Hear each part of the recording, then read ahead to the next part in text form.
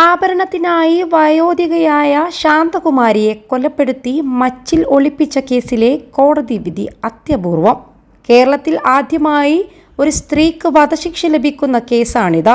അമ്മക്കും മകനും വധശിക്ഷ ലഭിക്കുന്ന കേസ് എന്ന അപൂർവതയുണ്ട് ഇതിന്. ഇന്ന് ഉച്ചയോടെ നെയ്യാറ്റിൻകര അഡീഷണൽ സെഷൻസ് കോടതി ജഡ്ജി AM ബഷീറാണ് സുപ്രധാന വിധി പറഞ്ഞത്.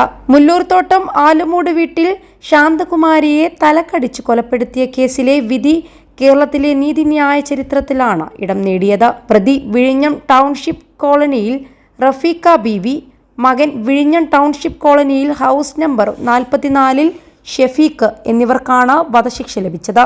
കേസിലെ രണ്ടാം പ്രതിയായ പാലക്കാട് പട്ടാമ്പി വിളയൂർ വള്ളിക്കുന്നത്തു വീട്ടിൽ അല്ലമീൻ എന്നയാൾക്കും വധശിക്ഷ ലഭിച്ചിട്ടുണ്ട്. കേസിൽ 3 പ്രതികളും കുറ്റക്കാരെന്ന് നെയ്യാറ്റിൻകര അഡീഷണൽ ജില്ലാ ജഡ്ജി AM ബഷീർ നേരത്തെ കണ്ടെത്തിയിരുന്നു. 2022 ജനുവരി 14 കേസിനാസ്പദമായ സംഭവം നടന്നത്.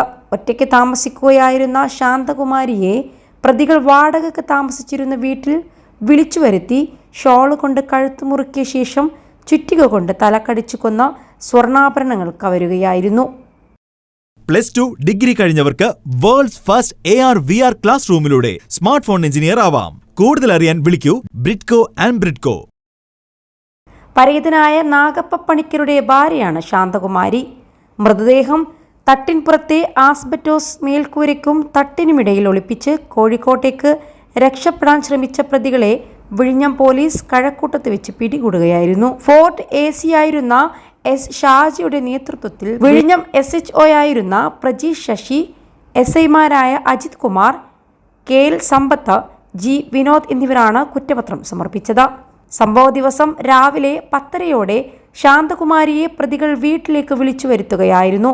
സംസാരിച്ചു നിൽക്കെ ഷഫീഖും അല്ലമീനും പിന്നിലൂടെ എത്തി ഷോൾ ഉപയോഗിച്ച് ശാന്തകുമാരിയുടെ കഴുത്തിൽ മുറുക്കി. ശാന്തകുമാരി ഉടുത്തിരുന്ന സാരിയുടെ തുമ്പ് ശബ്ദം പുറത്തു വരാതിരിക്കാൻ വായിൽ തിരുകി.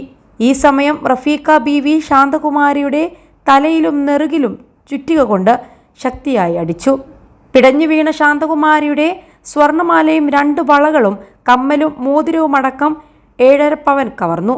ശാന്തകുമാരിയുടെ ശരീരമാകെ സാരി ചുറ്റി വലിച്ച് തട്ടിൻ മുകളിലെത്തിച്ചു. തുടർന്ന് താക്കോൽ വാതിലിൽ തന്നെ വെച്ച് ഓട്ടോറിക്ഷയിൽ വിഴിഞ്ഞത്തെത്തി. ആഭരണങ്ങളിൽ കുറച്ചു ഭാഗം 45,000 രൂപക്ക് വിറ്റ ശേഷം രക്ഷപ്പെടുകയായിരുന്നു. വീട്ടുടമയുടെ മകൻ വൈകിട്ട് ഇവിടെ വന്നപ്പോൾ വാതിലിൽ താക്കോൽ കണ്ട് വിളിച്ചു നോക്കിയിട്ടും അനക്കമില്ലാത്തതിനാൽ തുറന്നു നോക്കി.